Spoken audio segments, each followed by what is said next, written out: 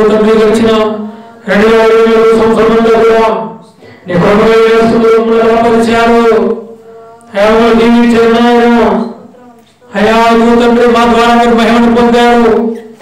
అయా సంవత్సరంలో కూడా నీ కృప వేస్తున్నారు. మమ్మల్ని బలపరిచిన ప్రభావానికి విషయాలు స్తోత్రం చెల్లించి జరగవలసిన ఆరాధన ప్రభు మహిమార్థమే జరుగులాగా ఆరాధన క్రమంతా కూడా పరిశుద్ధమైన దేవుడికి భయంకరంగా ఈ ఆరాధన జరగాలి. అలాగే వాక్య సందేశం ద్వారా దేవస్వరం ద్వారా అలాగే లైవ్న్నారు వారి ప్రభు తన సన్నిధి వెళ్ళాలనే ఆలోచన ప్రతి ఒక్కరికి కూడా దయచేయాలని మనం ప్రార్థన చేయాలి.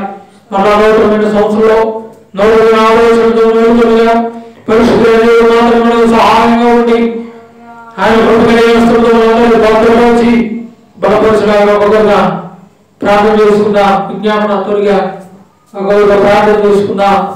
పరిశుద్ధమైన దేవుడు గడిచిన కాలము క్షేమపరిచయాలను బట్టి మనం కృతజ్ఞత కలిగి దేవుడి సన్నిధిలో కృతజ్ఞత కలిగి ప్రభు దగ్గర వేడుకుందామా. అందరూ కూడా ఒక్కొక్కరుగా ప్రార్థన చేద్దాం. స్తోత్ర స్తోత్ర హల్లెలూయా హల్లెలూయా. దేవానికి వందనాలు. సర్వాధికారి సృష్టికర్త పరిశుద్ధుడా పరిశుద్ధుడా మహోన్నతుడా నీకు వందనాలు స్తుతులు స్తోత్రాలు ప్రభువా. గడిచిన కాలమంతా కాపాడి సంరక్షించి నాయన సజీవుల దేశంలో మమ్మల్ని నిలబెట్టి తండ్రి ఆరోగ్యవంతులుగా ఆయుష్వంతులుగా ప్రభువా మళ్ళీ ఒక దిన ప్రభు నీ మందిరంలో గడపడానికి ఇచ్చిన సమయాన్ని బట్టి నీకు వందనాలు స్తుతులు స్తోత్రాలు ప్రభువా. ఏ యోగ్యత లేని వారమయ్యా ఇటు అర్హత లేని వారు అనేకులు ఉన్నారు. అయినప్పటికీ మమ్మల్ని ప్రేమించినందుకే మీకు స్థుతులు స్తోత్రాలు చెల్లించుకుంటున్నా ప్రభువా. అయ్యా దీనురాలను ఎన్నిక లేని నన్ను ప్రేమించినందుకు నీకే స్థుతులు స్తోత్రాలు ప్రభువా.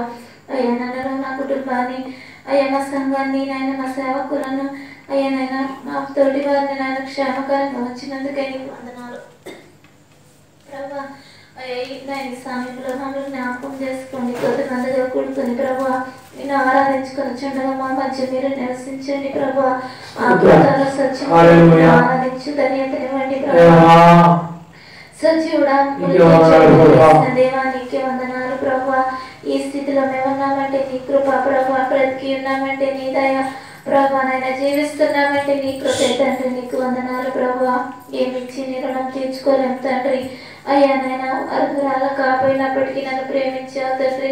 అయ్యా నీ పరిశుద్ధ రక్తానికి వారసురాలిగా చేసి రక్షణ భాగ్యాన్ని అనుగ్రహించావు తండ్రి. అయ్యా నీకు వందనాలు స్తుతులు స్తోత్రాలు ప్రభువా. ఎందరికీ లేని ధన్యతను అనుగ్రహించావు నీకు వందనాలు ప్రభువా.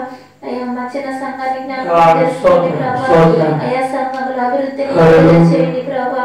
అయ్యా ప్రభు ప్రతి ఒక్కరిని పట్టుకోమని అడుగుచున్నాను తండ్రి. ప్రతి ఒక్క పరిస్థితిని మార్చమని అడుగుచున్నాను ప్రభువా. అయ్యా ప్రతి ఒక్క హృదయంతో మీరు మాట్లాడండి తండ్రి. మాట్లాడేది మీరు ప్రభువా. నాయన కార్యం చేసేది మీరు కదా. అయ్యా నీకు వందనాలు. అయ్యా మీరు ఆకర్షిస్తేనే కానీ ఎవరు నీ వద్దకు రాలేరు ప్రభు. శక్తి కలిగిన నీ వాక్యం మీద చెల్లమని అడుగుచున్నాను ప్రభా. అయ్యా వినగలిగే ఆత్మను ప్రతి ఒక్కరికి మీరు దయచేయండి ప్రభా.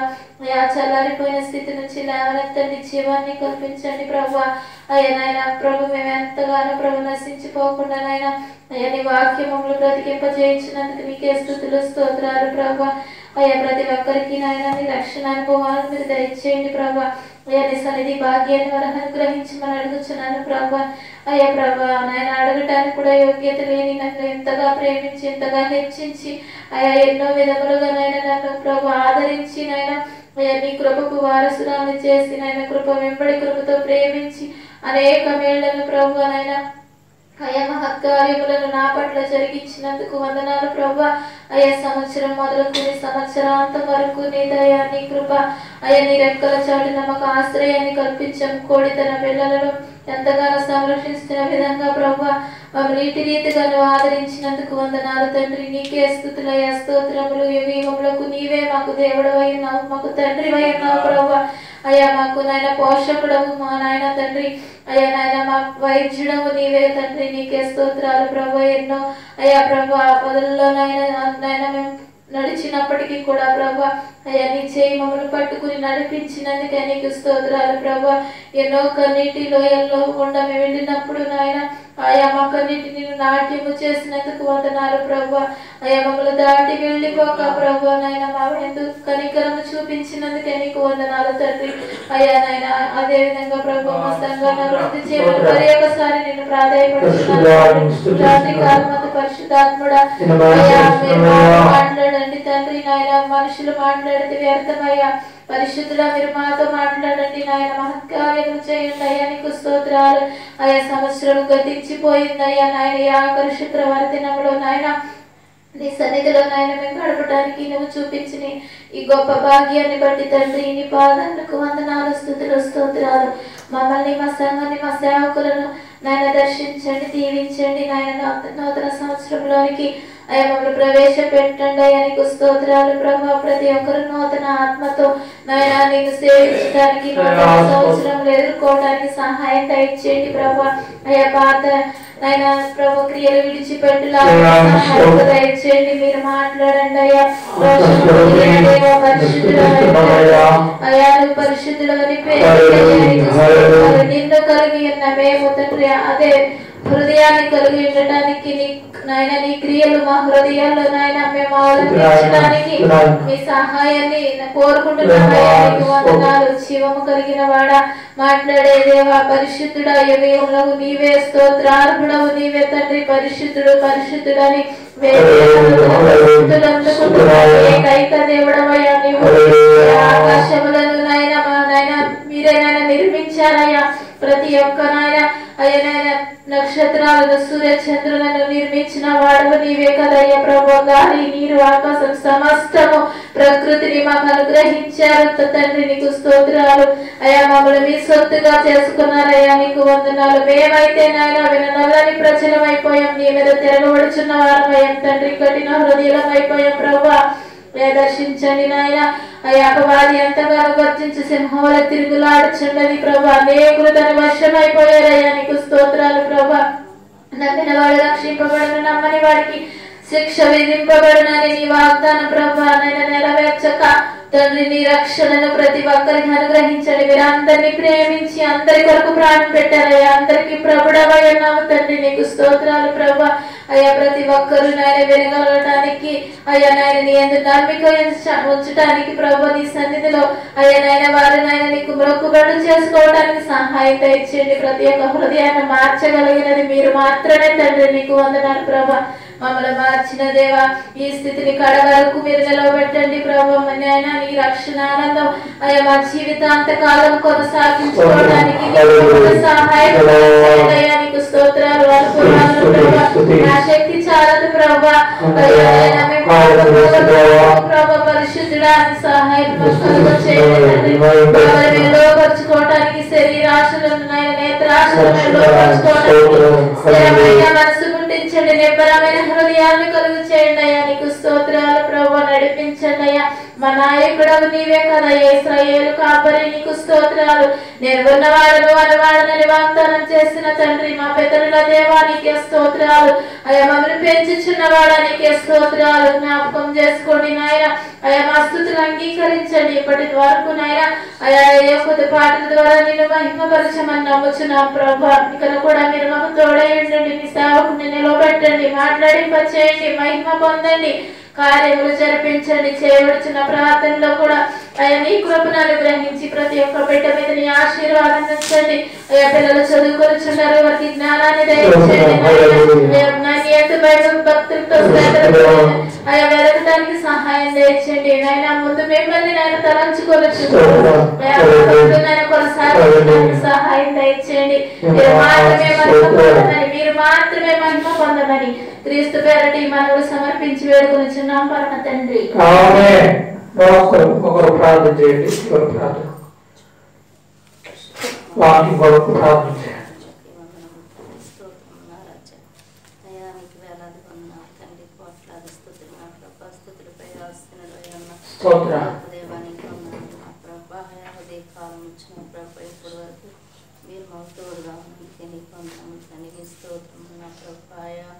ఈ సన్నిధిలో నా ప్రభా గడిపే భాగ్యం మాకు ఇచ్చినందుకే నీకు వందనములు తండ్రి. ఆయా శ్రేష్టమైన ఆరోగ్యం ఇచ్చినందుకే నీకు వందనములు తండ్రి. ఆయా ఈ చిన్న సంఘాన్ని చేతులకు అప్పగించుకున్నా ప్రభా. ఆయా ప్రతి ఒక్క కుటుంబాన్ని పేరు పేరు వరుసను జ్ఞాపకం చేసుకున్నా ప్రభా. ఆయా ఈ సంవత్సరం అంతా నా ప్రభా నీ దయా కిరీటం మాపై ఉంచినందుకే నీకు వందనములు తండ్రి. ఆయా సంఘంలో ఉన్న ప్రతి బిడ్డని ఒక్కొక్కరిని పేరు పేరు వస్తున్న కుటుంబాన్ని జ్ఞాపకం చేసుకున్నా ప్రభా. ఆయా చిన్నారి బిడ్డల్ని, ఆయా వృద్ధుల్ని, ఆయా యవనస్తుల్ని, యవనరాల్ని నా ప్రభా మరి కుటుంబంలో ఉన్న ప్రతి ఒక్కరిని మీరు పేరు పేరు వరుసని జ్ఞాపకం చేసుకోండి నా ప్రభా. ఆయా కష్టపడి పని చేసుకునే బిడ్డలు మీరు శక్తిని బలంతో ఇచ్చి నా ప్రభా. ఆయా చదువుకునే బిడ్డలకు మంచి జ్ఞానంతో ఇచ్చి నా ప్రభా.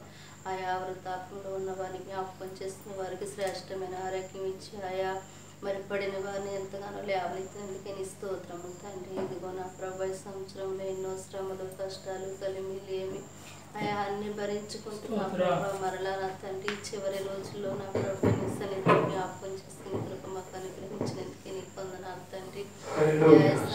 ప్రతి బిడ్డని మనం దీవించండి నా ప్రభా, ఆశీర్వదించండి నాయన. కుటుంబాలు నా ప్రభా మరి పేరు పేరు వరుసను ఆశీర్వదించమని అడుగుతున్నాను తండ్రి. వారికి ఉన్న సమస్యలు, ఇరుకులు, ఇబ్బందులు కూడా మీరు తీర్చండి నా ప్రభా. చిత్తమైతే నా ప్రభా ఏం అడుగుతున్నారో నా ప్రభా సంఘముల బిడ్డలు నీకు తెలుసు నా ప్రభా. ఆయా మాకంటే ముందుగా మా హృదయం అంచు మెరుగున గొప్ప దేవానికి వందనాలు తండ్రి. చదువుకునే బిడ్డలు ఆయన ప్రతిరోజు స్కూల్కి వెళ్తుండగా నీకు ఖర్చు వేసి నేను వారి ప్రయాణాల్లో మీరు తోడుగా ఉండండి నా ప్రభా. అయా నీకు వందనాలు నా ప్రభా. వారికి మంచి జ్ఞానం దయచి నేను తెలివిని దయచేతండి అయా. ఇదిగో నా ప్రభా మరి ముఖ్యంగా దైవజనులు జ్ఞాపకం చేస్తున్నా ప్రభా. అయా ఈ రాత్రికాల సమయంలో నా ప్రభా ఏ వాక్యం తెచ్చున్నారో నా ప్రభా మేమైతే నా ప్రభా ఆ వాక్యాన్ని విని వాక్యానుసారంగా నడుచుకోవడానికి కృపని గ్రహించుకుని అడుగుతున్నాను తండ్రి. నీ ఆత్మ కుమ్మరించు నా ప్రభా. అయా నిలబడి చెప్పినప్పుడు నా ప్రభా నీ ఆత్మ కుమ్మరించి నాయన మరి మంచి జ్ఞానము, మంచి బుద్ధి, మంచి తెలివి అన్నీ నా ప్రభా నువ్వు ఇచ్చి నా ప్రభా ఎంతగానో దైవజనులు వాడుకుంటున్నందుకే నీకు వందనాలు తండ్రి. సంఘంలో నా కుటుంబాన్ని మీరు జ్ఞాపకం చేసుకోండి నా ప్రభా. వారికి ఉన్న సమస్యలు, ఇరుకులు, ఇబ్బంది నిజంగా నా ప్రభా నువ్వు ఎన్నో సమస్యల నుంచి చేసిన ఎన్నో బాధల నుంచి మరి ముఖ్యంగా దైవజనులు ఎన్నో బలహీనతల నుంచి నా ప్రభా విడిపించుతూ ప్రతిరోజు నాయన మరి ఈ చలికాలంలో నా ప్రభా మరి శక్తిని బలాన్ని ఇస్తూ నా ప్రభా మరి ఎలాంటి అడ్డంకం లేకుండా నా ప్రభా ఆదివారం ఆరాధన జరిపించుకుంటున్నారు. నా శుక్రవారం రాత్రిపూట ఉపవాస ప్రార్థన జరిపించుకుంటున్నారు నా ప్రభా. నీకు వందనాలు తండ్రి. నీ స్తోత్రము తండ్రి. నీ సన్నిధిలో ప్రతిరోజు నా ప్రభా చేసిన ప్రార్థనలు వింటున్నామని మేము నమ్ముచున్నాము నా ప్రభా. ముఖ్యంగా నా ప్రభా మా ప్రార్థనని సన్నిధిలో చేర్చుకుని నాయన స్థిరముగా నా ప్రభాని అడుగు చాటులో నడుచుకునే కృప మాకు దయచేయమని అడుగుచున్నాను తండ్రి. ఆయా ఇదిగో నా ప్రభ మరి సంఘ కాపర్లు నా ప్రభ వారి బిడ్డలను కూడా జ్ఞాపకం చేసుకుని వారు దూరదేశంలో ఉన్నారు నా ప్రభ. వారికి మంచి ఆయుష్యారోగ్యం ఇచ్చి ఆయా వారు చేస్తున్న జాబుల్లో కూడా మీరు తోడుగా ఉండమని అడుగుచున్నాను తండ్రి. ఇదిగో నా ప్రభ ఈ సమయంలో నా ప్రభ ఎంతగానో నీ సన్నిధిలో నా ప్రభ నిన్ను స్తుతించుకునే కృప మాకు అనుగ్రహించినందుకే నీకు వందనములు తండ్రి. ఆత్మతోనూ సత్యముతోనూ నిన్ను ఆరాధించుకుని కృప నాకు దయచేయి నా ప్రభా. ఆయా 1 గంట నీ 1000 దినములు శ్రేష్టమన్నావు నా ప్రభా. ఇదిగో నా ప్రభా నీ ప్రవర్తన మాకు తెలుసు నా ప్రభా. ఆయా సమస్తం ఎరిగి ఉన్నావు నా ప్రభా. నీకు అసత్యమైంది ఏది కూడా లేదు నా ప్రభా. నీ సన్నిధిలో చిన్నారు బిడ్డల సన్ని స్కూల్లో మీరు తోడుగా ఉండి ఆయా వారు జరిపించుకుంటున్నాను నా ప్రభా. నీ స్తోత్రము తండ్రి. నీ స్తుతులు నా ప్రభా. ఇదిగో నా ప్రభా ఈ సమయంలో నా ప్రభా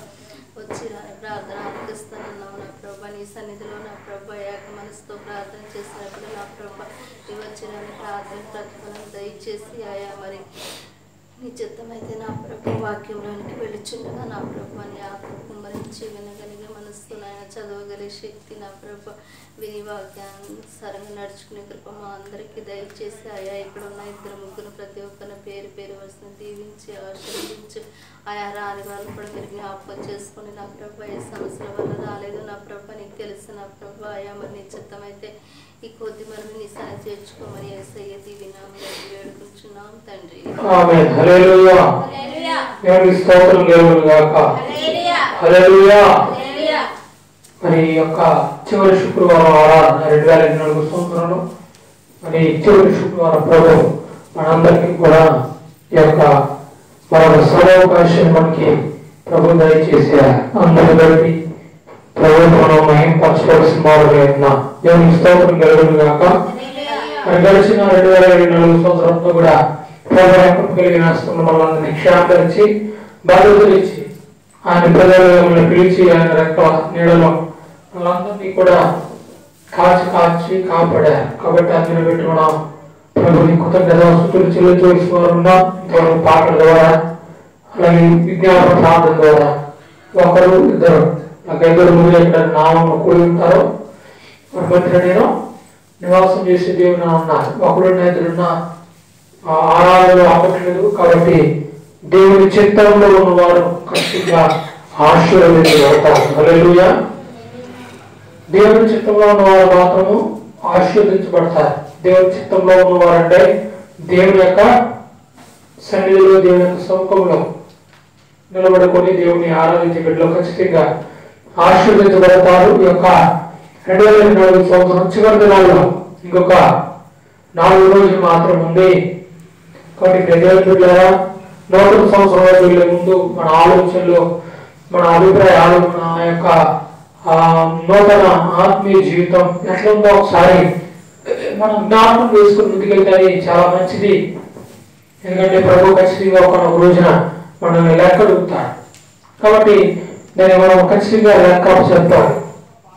కీర్తన గ్రంథం 20 వాక్య నిమిత్తమై కీర్తన గ్రంథం 20వ అధ్యాయం 20వ అధ్యాయం మొదటి వాక్యం చదువుకుని ఈరోజు వాక్యాన్ని చూద్దాం. కీర్తనలు 21. ఆపత్కాలమందు యెహోవా యాకోబు దేవుని నామము నిన్ను ఉద్ధరించును గాక. హల్లెలూయా. ఆపత్కాలమందు యెహోవా నీ ఉద్ధరించును గాక. యాకోబు దేవుని నామము నిన్ను ఉద్ధరించును గాక. హల్లెలూయా. చివరి శుక్రవారం ఆరాధనలో మరి నేను వాక్యాన్ని చూస్తున్నప్పుడు మాట ప్రభువును మొదలుచ్చారు. మొదటి మాట ఏముందంటే ఆపత్కాలం ముందు మనల్ని యెహోవా మన ఉత్తరం ఇచ్చే దేవుడు అంట. ఈ మాట ఎవరితో మాట్లాడుతున్నారు? ఇక్కడ దావీదు కీర్తనకారుడు ఆయన చెప్పుకుంటూ ఉన్నాడు. ఆయన శ్రమల్లో, ఆయన బలహీనతల్లో, ఆయన అనుభవమైనటువంటి పరిస్థితి మీద వెళ్తున్నప్పుడు ఆయన ఈ మాట చెప్పుడంటే ఆపత్కాలం ముందు యెహోవా నాకు ఉత్తరం ఇస్తాడు. ఉత్తరం ఇచ్చాడు. యాకోబు దేవుని నామము మనల్ని ఏం చేస్తుందంట? ఉద్ధరిస్తుంది. మనం ఆరాధించే దేవుడు ఎలాంటి వాడు? ఆయన చెవిటి వాడు కానీ కాదు, చెవి నుండి వెనక ఉండే దేవుడు కాదు, కన్ను నుండి చూడకుండా ఉండే దేవుడు కాదు, చేతుల నుండి మనకు సహాయం, మనకు ఏదైనా అవసరం వచ్చినప్పుడు మనకి సహాయం చేయకుండా ఉండే దేవుడు కానీ కాదు. మనం ఆరాధిస్తున్న దేవుడు ఎలాంటి వాడు? మన ప్రార్థనని, మన ప్రార్థనకు జవాబు దయచేసే ఒక గొప్ప బహువైన దేవుడు మనము ఆరాధిస్తున్నాం. ఈ రాత్రి కాలంలో పరిశుద్ధాత్మ దేవుడు మాట్లాడతారు. దావీదు కూడా తన జీవితంలో అనేకమైనటువంటి నిందలు, అనేకమైనటువంటి బలహీనతలు, అనేకమైనటువంటి అనుకూలమైన పరిస్థితుల ద్వారా ఆయన తన జీవితాన్ని కొనసాగిస్తూ ఉన్నాడు. అతడు దేవుని చేత ఒక పేరు పొందాడు. దావీదు నా హృదయానుసారుడు, అయినా పాపం చేశాడు, అయినా కొంత తన శరీరాన్ని నిద్రాశ జీవకుడాన్ని చెప్పుకోలేక ఒక పాపం చేసి కొన్ని పాపాలు చేసి దేవుని దృష్టికి ఎలా ఉన్నాడంట? అసలు పశ్చాత్తాపం లేకపోతే అతడు దేవుడికి విరోధిగా, లేకపోతే దేవుడికి అయిష్టుడిగా ఉండేవాడు. కానీ తన జీవితంలో ఒకటి ఉంది. అందుకే ఈ మాట ఇక్కడ స్పష్టంగా రాస్తుండగా, నేను ఆపత్కాలం యెహోవాకు నేను ప్రార్థన చేసినప్పుడు నాకు నా దేవుడు చెప్పండి ఉత్తరం ఇచ్చాడు, జవాబు చేశాడు, ఒక ఆన్సర్ ఇచ్చేసాడు. చూడండి దేవుడు దావీదు ఒక స్త్రీతో పాపం చేశాడు. ఆ స్త్రీ పేరు బత్షెబ. ఎప్పుడైతే పాపం చేశాడో ఎవరు చూడలేదు, ఎవరు కూడా ఆయన కనిపెట్టలేదని అనుకున్నాడు. ఎవరు కూడా నాతో లేదు, చేతుల్లో పాపం చేస్తున్నాను, ఎక్కడో మిద్దిలో పాపం చేస్తున్నాడు కాబట్టి ఎవరు కూడా చూడలేదు.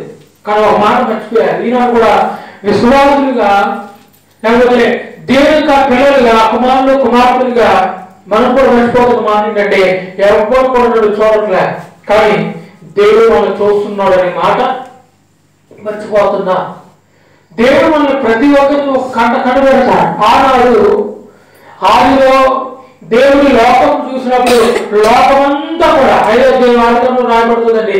దేవుడు ఈ లోకంలో ఎవరైనానో నీతిమంతులు కనవేమో అని ఏం చేశాడట, లోకమంతా తిరిగి చూస్తున్నాడు, ఎవరో కనిపించదు. చాలా లెక్క తిరిగాడు.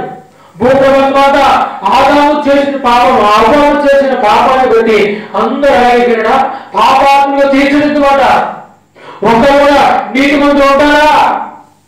చాలాసేపు ఆయన తిరిగి ఇక భూమిని అంతం చేసేయాలి, భూమి మీద ప్రజలందరినీ కూడా నేను మరణాన్ని నమ్మకించాలని ఆలోచన కలిగి నా దేవుని యొక్క ఉగ్రత ఈ యొక్క లోకం మీదగా మొదటిసారి వచ్చే ముందు ఆయన దేవునికి ఇష్టమైన వ్యక్తిగా బ్రతికాడు. దిగుదల అనేకమైన సంవత్సరాలు తన భక్తి జీవితాన్ని కొనసాగించాడు. ఎప్పుడు కూడా దేవుడిని ఎదిరించిన వాడు కాదు, దేవుడికి వ్యతిరేకమైనటువంటి పాపం చేసిన వాడు కాదు. అతని పేరు నోవాహు. ఈ నోవాహు జీవితం మనం జ్ఞాపకం చేసుకుంటే అతని గురించి ప్రభువు సాక్ష్యం ఇస్తున్నాడు. ఏంటో సాక్ష్యం అంటే నోవాహు నీతిమంతుడు. అతని జీవితం ఎలా ఉంటుంది అంటే యథార్థత కలిగిన జీవితం అతను కలిగి ఉన్నాడు. ఈరోజు మనం కూడా సాక్ష్యాన్ని పొందాలి. ఇక్కడ కేంద్రంలో సాక్ష్యం పొందుతున్నాడు. ఏంటంటే ఇదిగో ప్రభు కొంచెం సాక్ష్యం ఇస్తున్నాడు. ఈ 2024 సంవత్సరం అంతా ప్రభు కృప కలిగిన హస్తములను దాచబడ్డ ఒక సాక్షిగా దేవుని సన్నిధిలో నిలబడాలి. దేవుడికి స్తోత్రం. ఒక సాక్షిగా నిలబడాలి. ఒకవేళ దేవుడికి సాక్షిగా నిలబడలేకపోతే దేవుడి గురించిన సువార్త ఆయన చేసిన మేలులు ఆశ్చర్యకార్యములు కీర్తనకారుడు చెప్తాడు, నా ప్రాణమా యెహోవాను సన్నిధించుము, నా అంతరంగమును సమస్తమా ఆయన పరిశుద్ధ నామమును. ఆయన చేసిన మేలులో దేని కూడా ఉపకారంలో దేని కూడా మనం మర్చిపోకూడదు. నోవాహు 150 సంవత్సరాలు దేవుడి గురించి ప్రకటించి తర్వాత మనం చదువుకుంటూ వెళ్తే ఆ 150 సంవత్సరాలు వాడ కట్టాడు, ఎక్కాడు. కొన్ని రోజుల వాళ్ళు ప్రయాణం చేశారు, కొన్ని నెలల పాటు, కొన్ని రోజులు, ఎన్నో గంటలు క్షణాలు ప్రయాణం చేసిన తర్వాత ఆయన బయటికి తిరిగి వచ్చిన వెంటనే ఆయన చేసిన పని ఏంటో చెప్తారా? ఆయన వెంటనే ఒక బలిపీఠాన్ని యెహోవా కొరకు కట్టాడట. హల్లెలూయా. ఒక బలిపీఠాన్ని కట్టాడు. ఏంటి ఆ బలిపీఠానికి సాదృశ్యం ఏంటి? దేవుడు ఒకసారి మనకు చేసిన మేలును బట్టి మనం దేవుడికి ఎలా ఉండాలంట? కృతజ్ఞత కలిగి మనం ఉండాలి. హల్లెలూయా. కృతజ్ఞత భావం మనకు ఉండాలి. నేను అంటాను, పదే చెప్తాను, 2024 సంవత్సరం అంతా క్షేమపరిచాను. ఈ యొక్క 300 రోజులు 4 రోజులు మాత్రం మనం ముందుంచబడ్డాయి. 361 రోజులు ప్రభు ఆయన కృపను 362 రోజులు. ఈ సంవత్సరం 366 రోజులు కాబట్టి ఇంకొక 4 రోజులు ఉంది. ఈ రోజు 362 రోజులు క్షేమపరిచారు. ఆయన మృగమైన వస్తువులను బలపరిచారు. ఆయన మృగములందరినీ క్షేమపరిచారు. కానీ నేను ఒక ప్రశ్న అడుగుతాను, మనం ఒకసారి ఆ ప్రశ్న వేసుకోవాలి. దేవుని బిడ్డరా, మనం ఎంతవరకు దేవునికి సాక్షిగా నిలబడుతున్నాం? సాక్షిగా నిలబడాలి. నోవాహు అయితే అతను ఎప్పుడైతే ఆ యొక్క వారంలో బయటకు వచ్చాడో వెంటనే ఏమైపోయాడంట? యెహోవా కొరకు ఒక బలిపీఠాన్ని నిర్మించాడు. ఏంటి బలిపీఠం కట్టాల్సిన అవసరం ఏంటి? ఎందుకో తెలుసా? ఆ యొక్క జల ప్రళయం నుండి, ఆ యొక్క శోధన కాలంలో నుండి, ఆ శ్రమలో నుండి దేవుడు అతని కుటుంబాన్ని మొత్తంగా 8 మందిని దేవుడు ఏం చేశాడట? రక్షించాడు. ఈ సంవత్సరం అంతా కూడా మళ్ళా ఎన్నోసార్లు ఎన్నో అవకాశాలు మనకు ఇవ్వబడ్డాయి.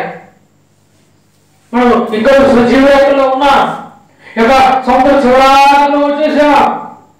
ఏ సమయం ఎవరికి ఏం జరుగుతుందో కూడా తెలియని రోజుల్లో మనం బ్రతుకుతూ ఉన్నాం. దేవుని బిడ్డల అంతమన్నవారు ఎంతో గర్వించి, లేకపోతే వాళ్ళు ధనాన్ని బట్టి, ఆస్తి అంతస్తుని బట్టి వాళ్ళు దేవుని యొక్క ప్రేమను తెలుసుకోలేకపోయారు. ఈనాడు కాలుగంటలో కలిసిపోయారు, మట్టిలోకి వెళ్ళిపోయారు. పేరుంటారా? ఎంత పేరు ఉన్నాయో ప్రజలు ఉన్నా నోవాహు ఎప్పుడు అనుకున్నటువంటి పేరు బట్టి గర్వించలేదంట. హల్లెలూయా.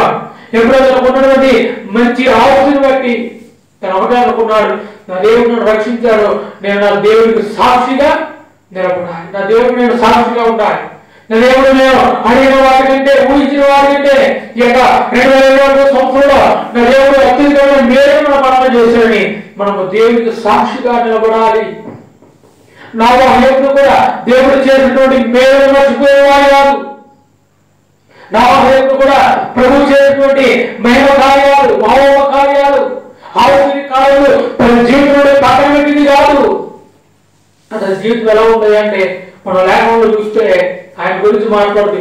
ఎప్పుడైతే తన ప్రాణాన్ని ప్రభువు రక్షించాడు, వెంటనే ప్రభువుకి ఏదో ఒకటి చేయాలి అనే ఆలోచన తన మధ్యలో పెట్టుకున్నాడంట నోవహు. దేవుని బిడ్డలారా, ఈ రాత్రి నేను అడుగుతాను, మనలో ఎంతమంది దేవునికి ఇష్టలుగా బ్రతుకుతున్నారు? ఎంతమంది దేవునికి ఇష్టలుగా బ్రతుకుతున్నారు? మనం అనుకుంటాం, అయ్యో దావీదు పాపం చేశాడు, చీకటిలో అనుకున్నాడు దావీదు, మనం కూడా చీకటిలో పాపం చేస్తున్నాం. ఒకసారి నోవహు జీవితం యొక్క దావీదు జీవితం జ్ఞాపకం చేశారు. అందుకే ఇద్దరిని జ్ఞాపకం చేశారు. ఒక ఆయన అయితే దేవుడు చేసిన ఉపకారం బట్టి ప్రభుకి ఒక బలిపేటని ఒక నైవేద్యాన్ని అర్పిస్తున్నాడు. మరొక వ్యక్తి అయితే పాపంలో పడిపోయాడు. తనకు తెలుసు ప్రభు చూస్తున్నాడని, తనకు తెలుసు ప్రతి కన్ను దేవుడికి కన్ను ఆయన మీద దృష్టి ఉంచాయని, కానీ ఆ యొక్క మాటను మర్చిపోయి పాపంలో మునిగిపోయాడు. లేఖనం చదివిస్తుంది, పాపము అది ఏ పాపమైనా సరే పశ్చాత్తాపం లేకపోతే ఖచ్చితంగా వారికి ఆ పాపము, అది చిన్న పాపమైన పెద్ద పాపమైన దానికి క్షమాపణ లేదు. వాళ్ళు అడగాలి, వ్యక్తిగతంగా అడగాలి, వ్యక్తిగతంగా ప్రభు దగ్గర సాక్షిగా నిలబడాలి, వ్యక్తిగతంగా ప్రభా మీరు నాకు చేసిన మేలు నేను స్తుతిస్తున్నామని మన దేవుడు మన నోటితో అనేక మందికి మన నోటితో సత్య సువార్తను ప్రకటించగలగాలి. నా వారు చేసినప్పుడు అయ్యారా దయచేసి మార్పు చెందండి, అయ్యారా అమ్మలారా దయచేసి ఈ రక్షణ రండి అన్నాడు నోవహు. ఎట్టి విధంగా దేవుని యొక్క వాక్యాన్ని మాట్లాడాడు. ఈనాడు సేవకులుగా మేమందరం వాక్యాన్ని మాట్లాడుతుంటే ఈ వాక్యమును మాట్లాడేటువంటి సేవకులు ఎలా అయిపోయారంటే వెర్రితనముగా ప్రజలు కనబడుతున్నారు. సేవకులు అంటే చాలా మంది కూడా ఎలా ఉందంటే వెర్రివాడు, ఏమీ లేక వచ్చాడు అనుకుంటారు, ఏమీ లేక వచ్చాడు అనుకుంటారు అన్నాడు. అపోస్తుల పౌలు గురించి కూడా వాడు మాట్లాడుతున్నారు. ఒకప్పుడు రోమా ప్రభుత్వంతో కలిసి ఆయన పనిచేస్తున్నప్పుడు, క్రైస్తవులు హింసిస్తున్నప్పుడు అతనికి ఎటువంటి ఆనందం కూడా లేదు. కానీ ఎప్పుడైతే ప్రభు పరిస్థితిలోకి వచ్చాడో వెంటనే అతనికి శోధనలు, వేదనలు, నిందలు ఆయన జీవితంలో వచ్చాయి. కానీ దేవుని యొక్క కృప నాపై ఉంది, ఆయన కృప నాపై ఉంటే అదే చాలు అనుకున్నాడు. అపోస్తలుడైన పౌలు తన జీవితం అంతా కూడా చివరకు మాట చెప్పాడు కదా, ఇదిగో నా తుది శ్వాస విడిచే వరకు నా ప్రయాణాన్ని దేవుడి సందులో ఇదిగో ఒక గమ్యం పెట్టుకున్నాను. అదే ఆ గమ్యం ఏంటంటే అది పరలోక రాజ్యం. మనకు కూడా ఏముంది, ఒక గమ్యం ఉంది. ఒక వ్యక్తి 10th క్లాస్ రాసేవారు, ఒక 10th క్లాస్ ఎగ్జామ్ రాయాలంటే వాడు ఖచ్చితంగా 10కి ఒక 5 పాయింట్లు పైన తెచ్చుకుంటే, 5 నుండి 10 పాయింట్లు తెచ్చుకుంటే వాడు పాస్ అయినట్టు, మంచిగా సఫలమైనట్టు. వాడు ఆ సంవత్సరం చదివినటువంటి చదువుకు అర్థం ఉంటుంది. ఒకవేళ 5 పాయింట్లు కంటే తక్కువ వస్తే వాడి జీవితం వాళ్ళు ఆ 10వ తరగతి మరలా రాయాలి, సఫలమైన రాయాలి. విఫలమైన వాడు దేవుడి వైపు చూడాలి. ఈనాడు చాలా మందికి ఏమాత్రం కూడా ప్రార్థన చేయడమే ఏమాత్రం ఆసక్తి లేదు. చాలా మంది సంఘాలు చూస్తున్నాయి. చాలా మంది విశ్వాసం ఏం కావాలి, కలవలు కావాలి, అంటే అనవసరమైనటువంటి మాటల ద్వారా వారు కాలాన్ని వెళ్ళబుచ్చుతున్నారు. అందుకే అపోస్తలుడైన పౌలు గారు స్పష్టంగా మాట్లాడాడు, ఇది అయ్యారా ఈనాడు సంఘాలు విశ్వాసులు ఏమైందంటే దుర్గజనులు గల వారు చాలా మంది ఉన్నారంట. దుర్గజనులు గల వారు అంటే అపవాదిగా వాక్యాన్ని వినాలి అనే ఆశ పుట్టేదంట. వారికి ఏం కావాలి, జోక్స్ కావాలి, వారికి ఏం కావాలి, ఏమైనా అనవసరమైన మాటలు కావాలి. వాక్యం అవసరం లేదు, లోకానుసరమైన జీవితాన్ని జీవించే వాళ్ళు వాళ్ళతో స్నేహం చేస్తారు. దేవుని పెట్టారా? అట్లా కాదు మన బ్రతుకు, అట్లా ఉండకూడదని పరిశుద్ధాత్మ దేవుడు రాత్రి మనతో కల్పిస్తూ మాట్లాడుతున్నాడు. ఇలా దేవుడి బిడ్డ ఉన్నవాళ్ళైతే ముగ్గురు ఏమాత్రం కలిసిపోకూడదు, ఏమాత్రం కూడా ప్రేమను మహిమపరిచే విషయంలో ఏమాత్రం నేర్చుకోకూడదు. ఎందుకు తెలుసా? మన పట్ల దేవుడి యొక్క చిత్తం మహా గొప్పదై ఉన్నది. హల్లెలూయా. ఆయన చిత్తం మన పట్ల గొప్పదైంది కాబట్టి మనం ముగ్గురుగా నలుగురమే దేవుని సన్నిధిలో ఉన్నాం. నేను అంటాను, ఎవరైతే ఏ సహోదరుడైతే దేవుని యొక్క పిల్లలుగా పిలవబడి దేవుని యొక్క సన్నిధిలో ఉన్న ఆనందాన్ని పొందుతారో వారు దేవుని దృష్టిలో ఎలాంటి వారంట? శ్రేష్టమైన వారు. హల్లెలూయా. ధన్యులని ప్రభు యొక్క లేఖనం సెలవిస్తుంది. దేవుడు ఇట్లా దావీదు గురించి ఎందుకు ప్రభు మాట చెప్పాడు? దావీదు హృదయాగారుడు అని ఎందుకు చెప్పారు? ఒకప్పుడు పాపం చేసిన వారి గురించి ప్రభు ఎందుకు సాక్షిస్తున్నాడు? ఎందుకో తెలిసిన లేఖనం సెలవిస్తుంది. పాపం చేసిన దావీదు దేవుని సన్నిధిలో మొరపెట్టాడంట. తన పరుపు, తన కన్నీటి ద్వారా ఆ పరుపు ఏమైపోయిందట? తేలిపోయేటట్టు ప్రార్థన చేశాడు. అంటే ఎంత అంగగా వచ్చాడు కదా. చేసింది చిన్న పాపమే, చేసింది దేవుని సన్నిధిలో ఒప్పుకుంటున్నాడు. దేవుడు క్షమిస్తావా లేదా అని ఎంతో దేవుని ప్రార్థిస్తుంటే ప్రభు ఆ మాట చెప్పాడు, నీ యొక్క పాపములు క్షమించబడ్డాయి, ఏమి కూడా వేయడం అవసరం లేదు. అప్పుడు అన్నాడు కదా, అయ్యా దావీదు నువ్వు నా హృదయానుసారుడు అయ్యా. ఆ సాక్ష్యం పొందే వరకు, దేవుడి నుండి ఒక గొప్ప మాట పొందే వరకు ఆనాడు యాకోబు దేవుని దగ్గర ఎట్లా ప్రభుత్వం రాత్రంతా ఏం చేశాడండి? యాకోబు దేవుని దగ్గర పిడుగురాడు నన్ను ఆశీర్వదిస్తుంది నేను అనుకున్నయ్యా. ఈ రాత్రి ఎంతమందికి ఆలోచన అయ్యా, నీవు ఆశీర్వదిస్తే నీ సన్నిధిలో వెళ్తా, నీవు నా యొక్క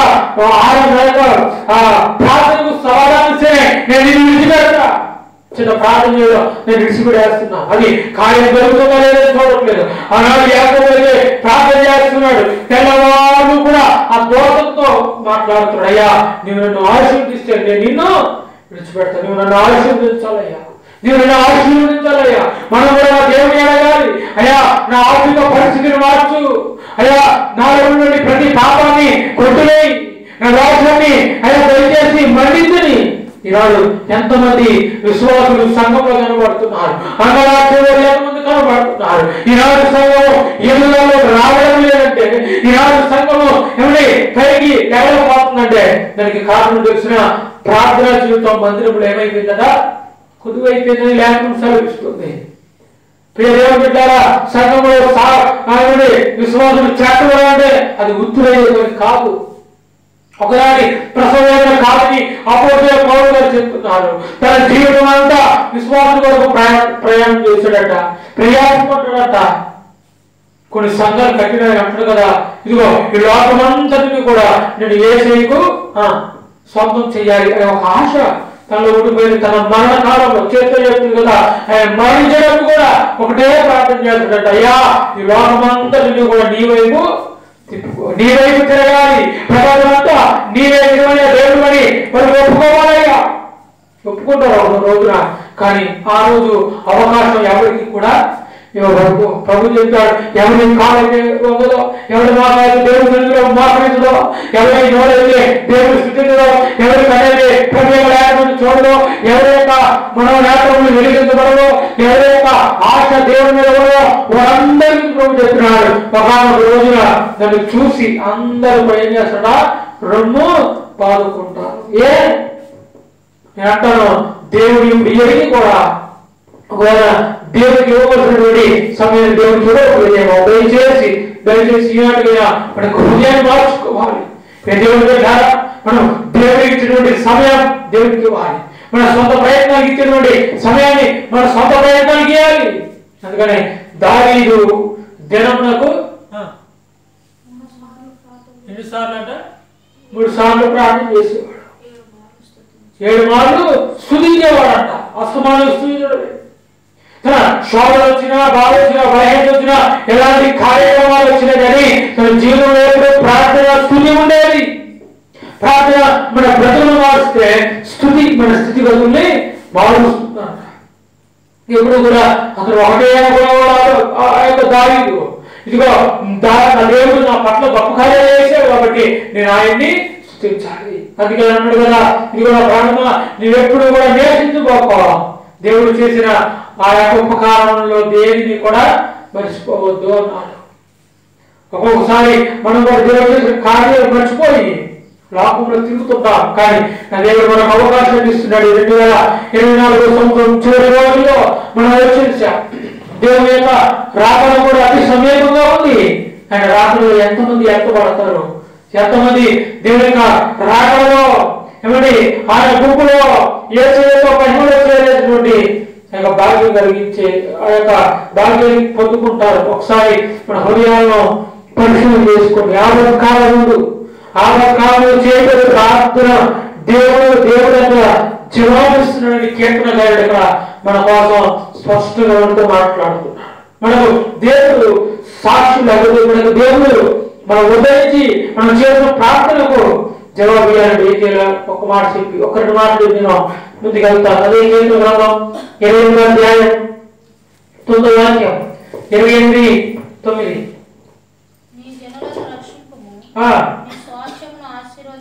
నీ స్వాస్థ్యం ఆశీర్వదించము, వారికి కాపరివై నిత్యము వారిని. దేవుడికి స్తోత్రం చెప్పండి ఒకసారి. హల్లెలూయా. ఒకటి ఫస్ట్ పాయింట్ ఏంటంటే, ఇంకొక పాయింట్ ముగించేద్దాం. ఫస్ట్ పాయింట్ ఏంటంటే దేవుడు మన జీవితాన్ని ఎలా ఉండాలంట? కాపరిగా ఉండాలి. మనకు ప్రార్థనకు జవాబు రావాలంటే ఫస్ట్ది ఒకదానికి జవాబు రావాలన్న దేవుడు 20వ కీర్తన 1వ వాక్యం రాసినట్లు యాకోబును ఉద్ధరించిన దేవుడు మనల్ని కూడా ఉద్ధరించాలంటే ఫస్ట్ ఏమవ్వాలో తెలిసిన మనకు యెహోవా గొప్ప కాపరిగా ఉండాలి. సెకండ్ ఏంటంటే దేవుడు మనకు కాపరిగా ఉండాలి, ఆయన కాపరిగా చేసుకోవాలంట. అందుకే కీర్తనకారుడు 2-3 కీర్తనలు చదువుతుగా మనందరూ తెలుసు, యెహోవా నా కాపరి నాకు లేదు, నాకు ఏ భయం లేదబ్బా, నాకు ఎటువంటి ఆశ లేదు, నాకు ఎటువంటి భయం భీతి ఎవరికి భయపడాల్సిన అవసరం లేదు. ఎందుకు తెలుసా? ఆయన చెప్తారు కదా, ఒకవేళ నేను షాపులో వెళ్ళినా, నేను కాలంలో వెళ్ళినా, నాకు దుడ్డుగా నాకు దండంగా ఉంటాడు, నేను ఎవరికి భయపడని అవసరం లేదు అని కీర్తనకారుడు దావీదు స్పష్టంగా ప్రభువుని గురించి కొన్ని మాటలు రాస్తున్నాడు. అందుకే అంటాడు కదా, ఇదిగో నేను జీవిత సంవత్సరాలన్నీ కూడా కృపాక్షేమమే కావాలంట. ఎందుకు వస్తాయి తెలిసిన? ఆ దావీదు దేవుని ఒక గొప్ప కాపరిగా పెట్టుకున్నాడు. అక్కడ రాయబడింది కదా, ఇదిగో మనకు కాపరి అయిన యెహోవా దేవుడు, ఆనాడు యాకోబును ఉద్ధరించిన దేవుడు మనలో కూడా ఈ యొక్క చివరి మనం ఉద్ధరించి మనం చేస్తున్న ప్రతి ప్రార్థనకు దేవుడు ఏం చేస్తాడట? జవాబు అక్కడ రాసి కదా, ఇదిగో నీ జీవనం రక్షింపు. చదువు 28వ కీర్తన 9వ వాక్యం కదా, నీ జీవనం రక్షించుము, నీ స్వార్థంలో ఆశీర్వదము, వారికి కావలి నిత్యము వారిని ఉద్ధరించు. మనకి కాపరిగా ఉండాలంట. మనం అడగవలసింది, అయ్యా నేను నీకు సాక్షిగా ఉంటాను, నీవు నాకు కాపరిగా ఉండు, కాపరిగా ఉండి అప్పుడు మమ్మల్ని ఉద్ధరింపు. అప్పుడు మనకు అయ్యా ఇదిగో మీరు ఇచ్చేటువంటి జీవనం ఒక అనుగ్రహించి అంటున్నాడు. 2వ మాట చదువుతాం. అదే గ్రంథం 41:12 చదువుతాం. తర్వాత 41:12 నా యథార్థతను బట్టి నీవు నన్ను ఉద్ధరించుచున్నావు, నీ సన్నిధిని నిత్యము నన్ను నిలవబెట్టుదు. దేవునికి స్తోత్రం కలుగును గాక. రెండవది ఫస్ట్ది దేవుడు మనకు ఎలా ఉండాలంట చెప్పాలి. ఫస్ట్ది దేవుడు మనకు ఎలా ఉండాలి? మనకు ఒక కాపరిగా ఉండాలంట. రెండవది మన గురించి మనకి ప్రభు ఎలా ఉండాలో రాశారు. రెండవది 40వ కీర్తన 12వ వాక్యం అక్కడ రాయబడుతుంది కదా, మనకు దేవునికి ఎలా ఉండాలో చెప్తుంది ఇక్కడ. మనకు ఎలా ఉండాలంట? యథార్థత కలిగిన జీవితం ఉండాలి.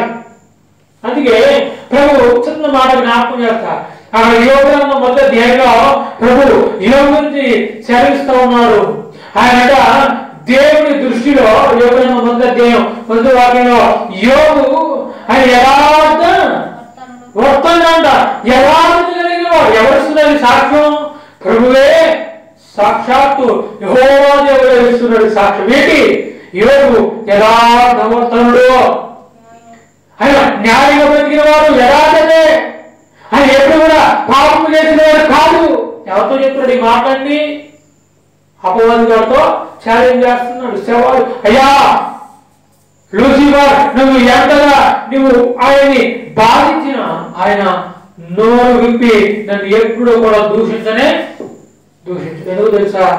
నేను ఆయన కాపరిగా ఉన్నా కాబట్టి అతడు నాకు యథార్థమైన జీవితాన్ని జీవిస్తున్నాడు, యథార్థవంతుడిగా ఆయన ఈ లోకంలో జీవిస్తున్నాడని యోగు గురించి ప్రభు గొప్ప సాక్ష్యాన్ని ఇస్తున్నాడు. మూడవది ఈ రెండు కలిగి ఉంటే మూడవది మనకి ఏముంటది? ఫస్ట్ యెహోవా కాపరిగా ఉంటే, తర్వాత మనం దేవుడికి యథార్థత కలిగిన జీవితం కలిగి ఉంటే, లాస్ట్ చివరిది ప్రభు చెప్తున్నాడు. కీర్తన గ్రంథం 119 110 తీసేసి చదువు ముగించారు. కీర్తన గ్రంథం 119 కీర్తన 117వ వాక్యం. 119 117.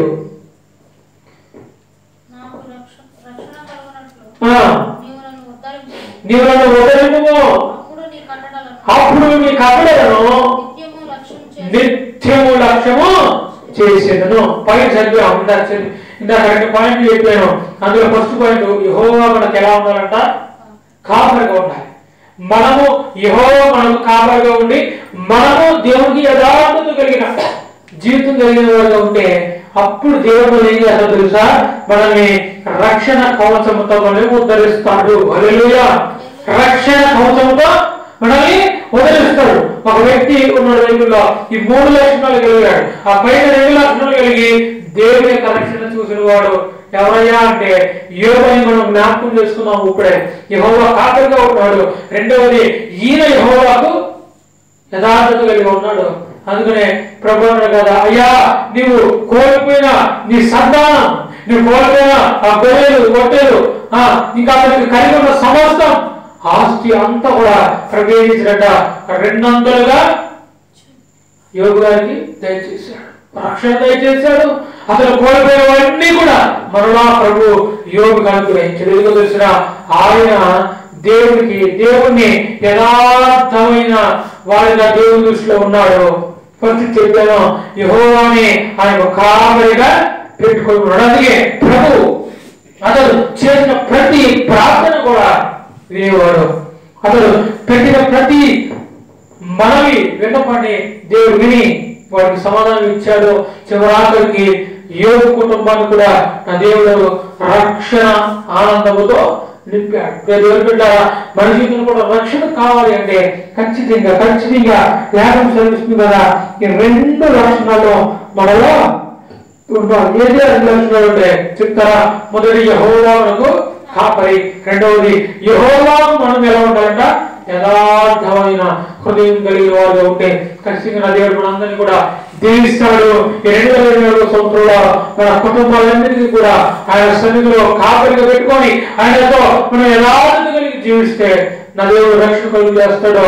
అటు కృప భాగ్యం 2024 సంవత్సరం ఈ చివరి అందరికీ కూడా మన కుటుంబాల్లో ఆయన రక్షణ కలుగు చేసి మనందరినీ కూడా దీవించి ఆశీర్వదించడు కాక ఆమె ప్రార్థన చేసుకుందాం. బాగుంచండి. దేవుడు పెట్టారా లేఖన ద్వారా కొద్ది నిమిషాల వాక్యం విన్న వాక్యం మన హృదయాల్లో ఫలించబడాలి. చిన్న ప్రార్థన చేసి నేను ముగిస్తాను.